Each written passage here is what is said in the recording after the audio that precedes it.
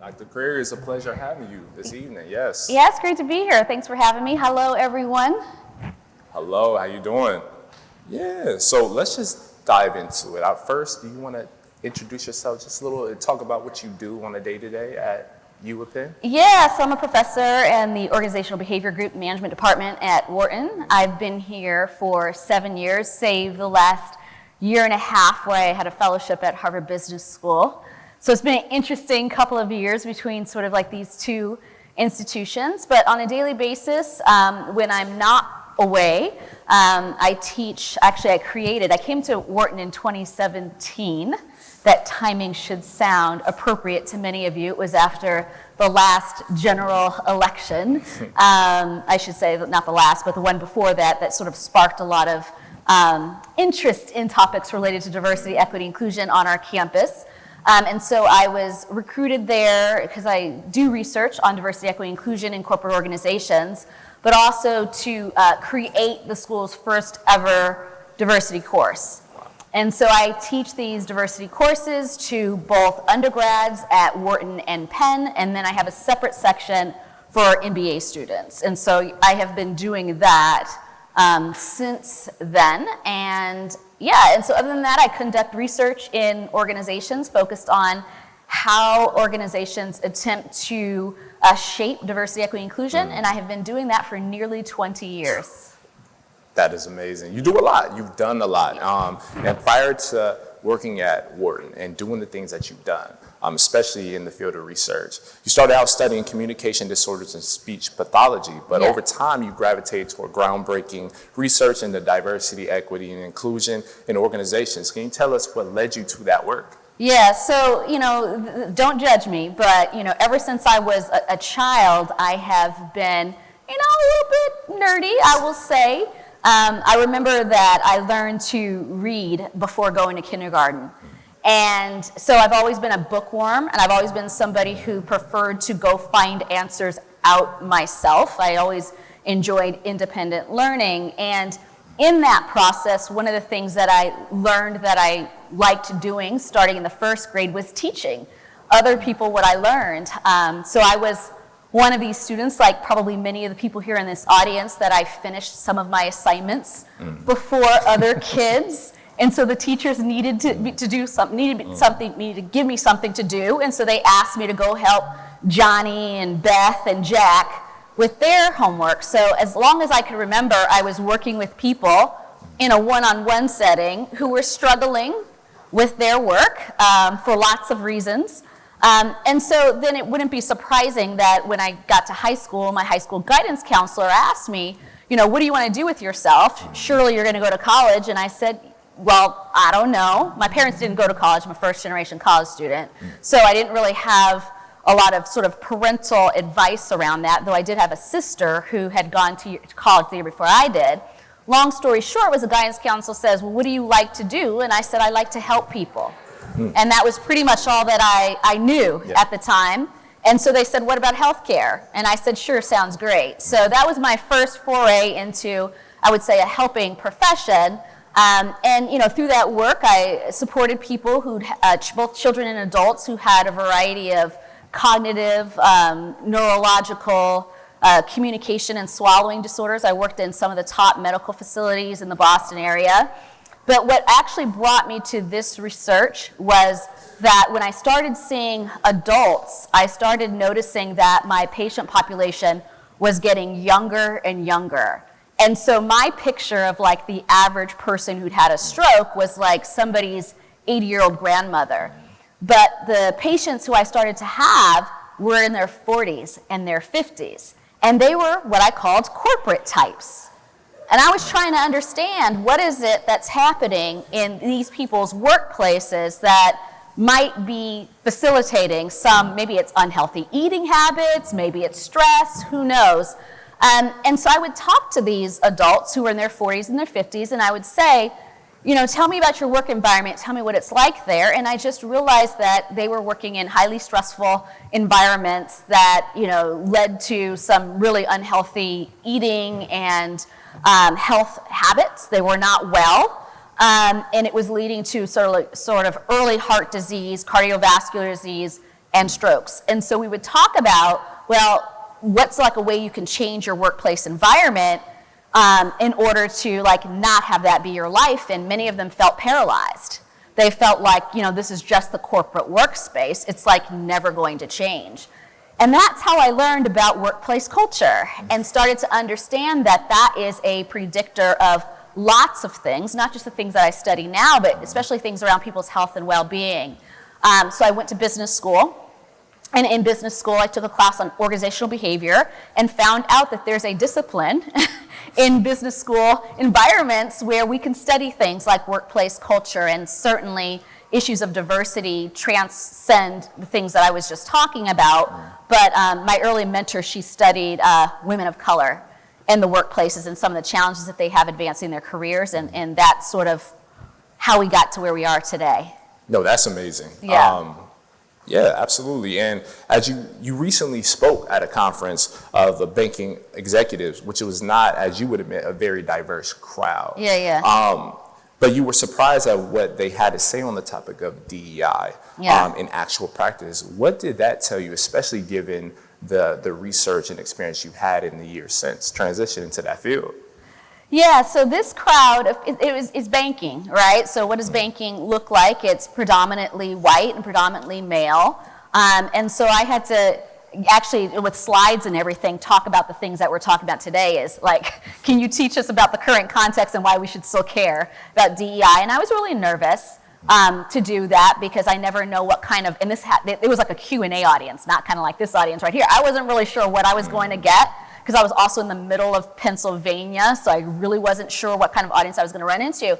And I was like, now it was a high-level audience. It was CEOs and like senior executives who were in this room.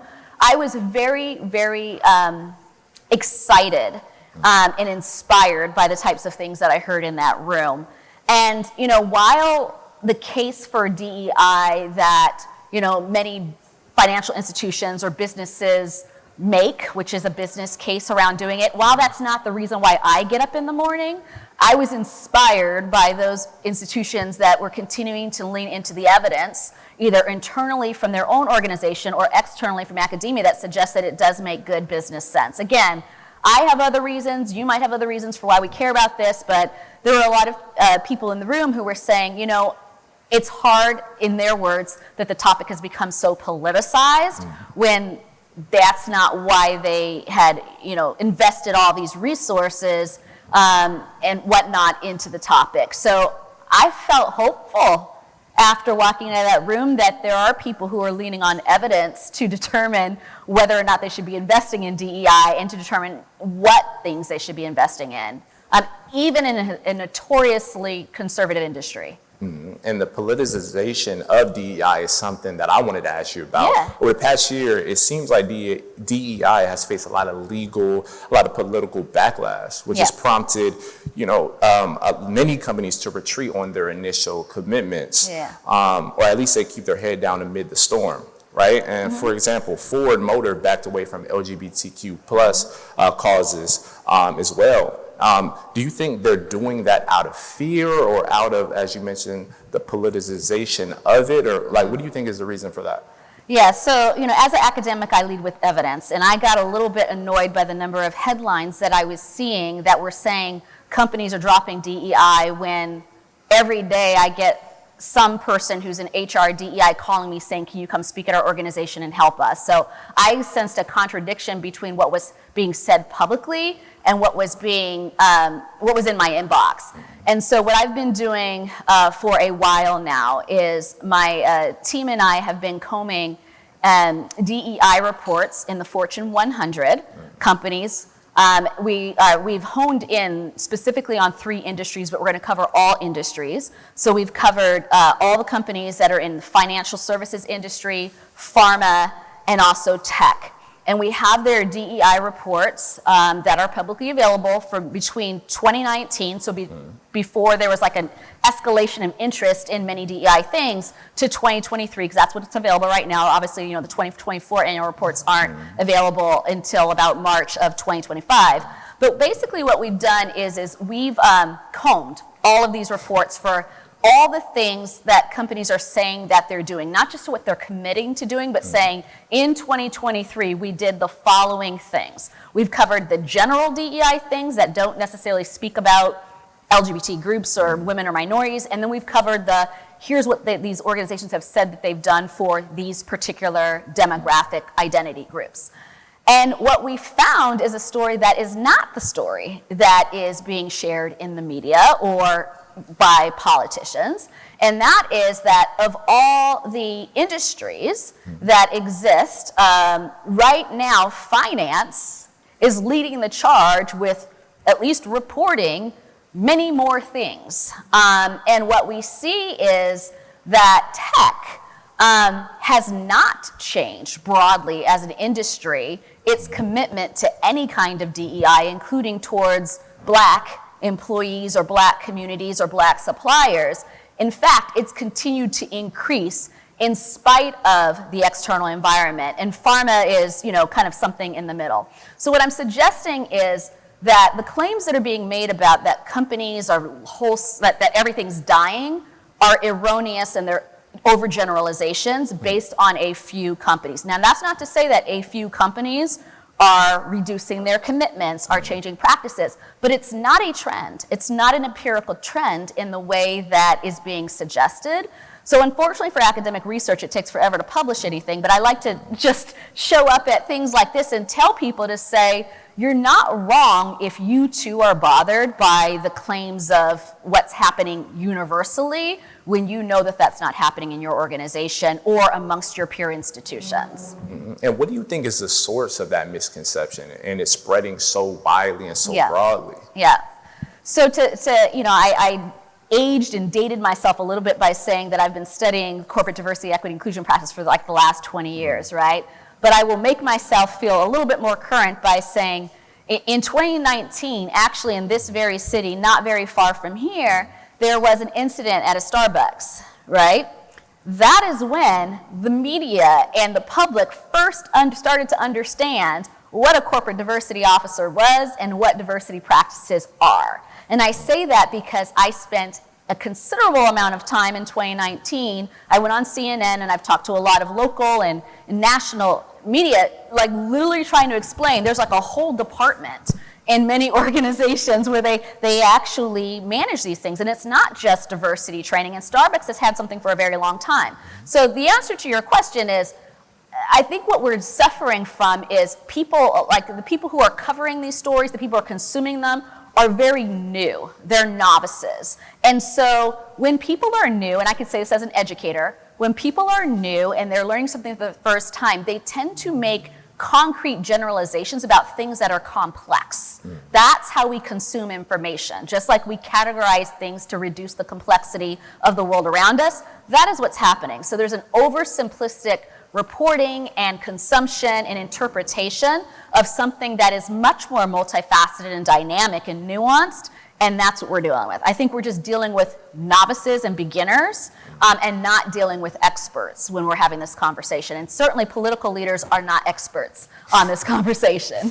Absolutely. And another trend that I'm seeing within the DEI space is there's broader responsibilities among DEI officers or heads. For example, you mentioned it and alluded to it with Starbucks. Starbucks, the responsibility for DEI is now with the global head of talent and inclusion. Are you seeing that often, and do you think it is in fact a good thing for them to have a broader audience and responsibility in that realm? Yeah, so again, not a business historian, but have been in this field for a while, is, the way that many corporate diversity initiatives started off was in the legal department. So if you actually look at people who've retired in the last 10 years as a diversity leader, or maybe some of the people who've been around for a while, a lot of them have legal backgrounds, right?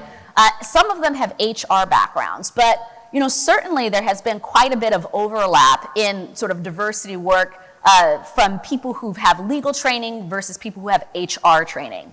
So a lot of diversity leaders, period, actually do have an HR background, are interested in talent. So then it's not surprising why the conversation around diversity would either be housed within a talent management unit, or whether the conversation would be mostly about talent. Now, this conversation around diversity, equity, inclusion does not just include talent. It's actually where I spend the most of my time focused on, because I'm an organizational behavior scholar. But what I like to share with people is there are a whole host of what we call DEI practices. There are the talent-focused programs, things like mentoring and sponsorship and employee resource groups and training and whatnot. I can go on and on. There are things that are focused on the marketplace, right, and suppliers and advertising and marketing, and there are things focused on the board. So because so much of the DEI practices are talent focused, then it kind of makes sense that the people who are thinking about talent the most would also subsume these responsibilities. So it's not an uncommon thing, nor is it an odd thing that it would become part of the chief talent officer's job. Mm-hmm. And an aspect of DEI that you've been actually, tapped to like contribute to or give insight into is the storytelling aspect. Yeah. Right? And but you emphasize the fact that the stories that, support DEI efforts and initiatives should be authentic. Yeah. Should be accurate more than anything, and it would be dangerous for it not to. What do you feel like is the missing element or key piece in order for that to work? Yeah. So I'm show of hands. This is we have the professor up here, right? Show of hands. How many people are talking about like inclusive storytelling or storytelling of some form in their organizations? There's a lot, right? Okay. There's a lot. Like I just found out about this about last year, and so I've actually, in my courses this year, I have two people one who used to work in the entertainment field and another who works at a professional services firm who's thinking about this from a personal branding standpoint. This idea of storytelling or inclusive storytelling has become part of the talent, HR, DEI lexicon in the last couple of years. And so one of the things, as I've been asked to sort of like reflect on this, and its importance is first of all, let's think about, are we talking about people's stories, right? The workers' stories, or are we talking about our story as an organization? And it's usually a little bit of both. If we begin to think about what people want and what's the point of talking about inclusive storytelling, it's that people are seeking accurate storytelling about people, right? Their gifts, the things that they've done well, right? Their strengths, their weaknesses, and they're expecting accurate stories about the places where we work, right? And the types of things that we do commercially.